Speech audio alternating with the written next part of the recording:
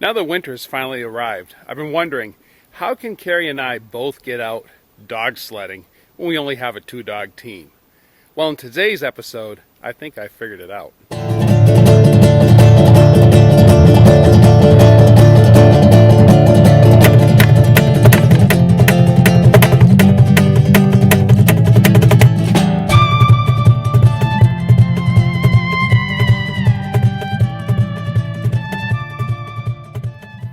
Hello, welcome to another episode of Massachusetts. I'm your host, Bob Tremblay.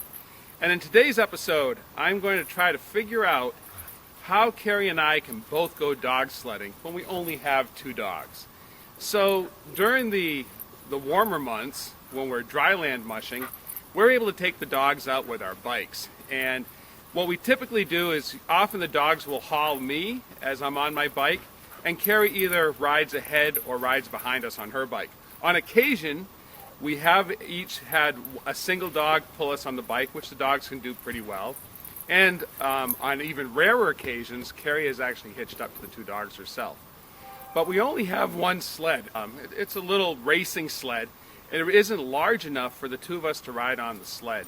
So we've thought about ski joring, which we may do, but I think I've got an idea. I was thinking if I had another little sled, we may be able to go out where we can each have a sled and a dog and go out for short runs like that. So the question now is, how do I get a sled quickly and easily? So here it is Christmas time, and I think I figured out a great way to make a sled on my own. And in this episode, I'm going to show you that. So come on, let's head on down to my basement. I'll show you what I'm working on.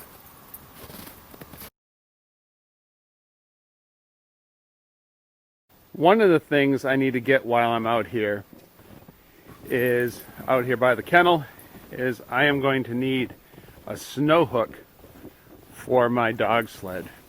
And so what I'm going to do is I am going to repurpose my snow hook from my old expedition sled.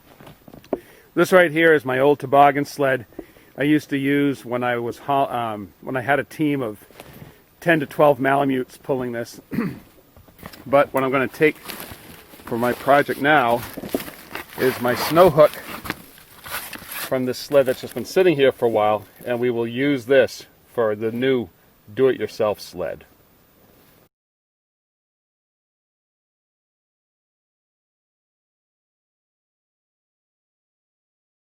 Well, I was just about to head in, but I think I actually figured out what was going on.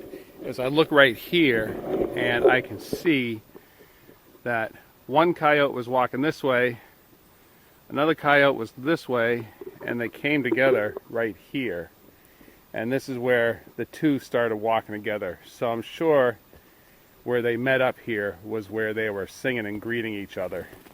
And then they traveled over into our yard, through our sugar bush and into our yard. So that solves the mystery of the coyote chorus. Well, welcome to our basement that I've now converted to a little bit of a Christmas workshop where I am making our do-it-yourself, very cheap, inexpensive dog sled. So here's what we did. So let me show you what I've been working on. Basically, you can see what I've done I've paid nothing for this. This is a pair of old backcountry cross-country skis that I bought and used heavily in the 1980s. Skiing all around in Colorado and places out west, backcountry skiing. And I've since moved on to other skis. So these skis have just been sitting around, and then this wooden chair is just one that's been on our porch.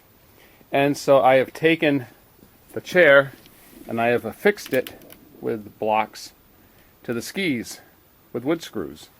And so the idea here is that this will be a very quick and easy dog sled. And then to pull it out in front, I've made a very simple bridle, just with some cord through the front of the skis.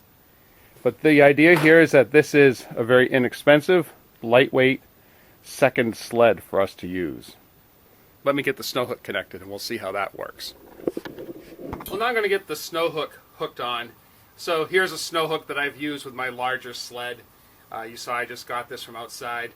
Many of you probably won't have a snow hook. If you don't have a snow hook, you can make a sled like this and use it without a snow hook. You'll want to find some way to break your sled when you're with the dogs. But I'll show you a very simple way. I'm going to use this snow hook. This is going to be the line for it.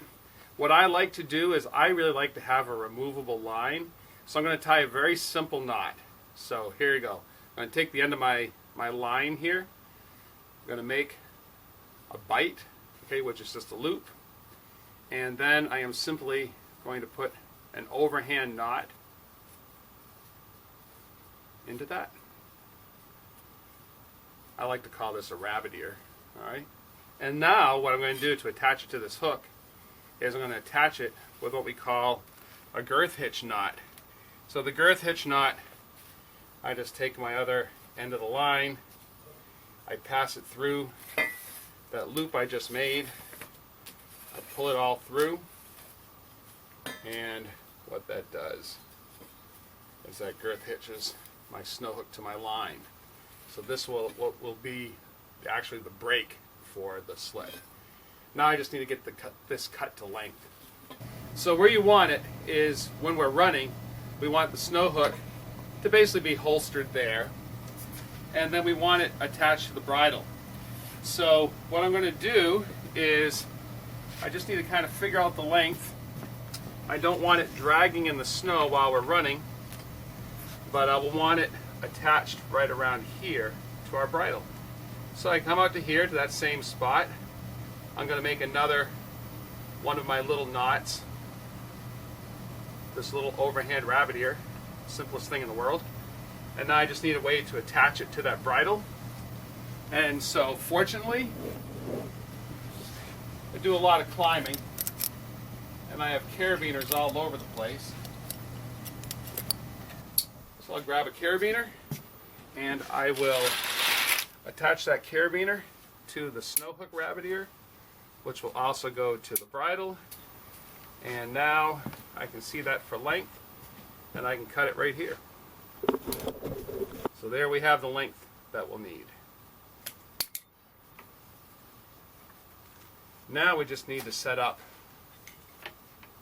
the gang line, the tug line for the dogs to actually pull. Well, this was super easy. I was rummaging around looking for a line that I could use as the tug line for the dog. And what I found, fortunately I have a lot of stuff out here, a lot of dog sledding equipment. I found in a bag a whole bunch of old gang lines, and I found this really great bungee, which is actually used for ski joring, with 2 swivel snaps on it. So this will be perfect for a single gang, single tug line on this little dog sled. So the way to attach it is you really want to make sure that everything's attached to 2 places, so if something comes off, you can catch it. So what I'm going to do is I'm going to use the snap link itself, and I'm going to clip that to the bridle, to the sled. This is what it's actually going to be pulling. And then what I'm going to do too is this carabiner, which is to the bridle, to the snow hook line, I am also going to connect it to the tug line there, so that now if any of this were to fail, this carabiner could catch and stop the dog and stop the sled all in one unit. So here's the bungee that will pull out, and here is the swivel snap that will attach to the dog's harness. Will it be Bandit or Shiva? We'll find out. Well, now our new do-it-yourself dog sled is outside for the first time. So Carrie, here it is. Let's see how it sizes on you. Why don't you get on the back?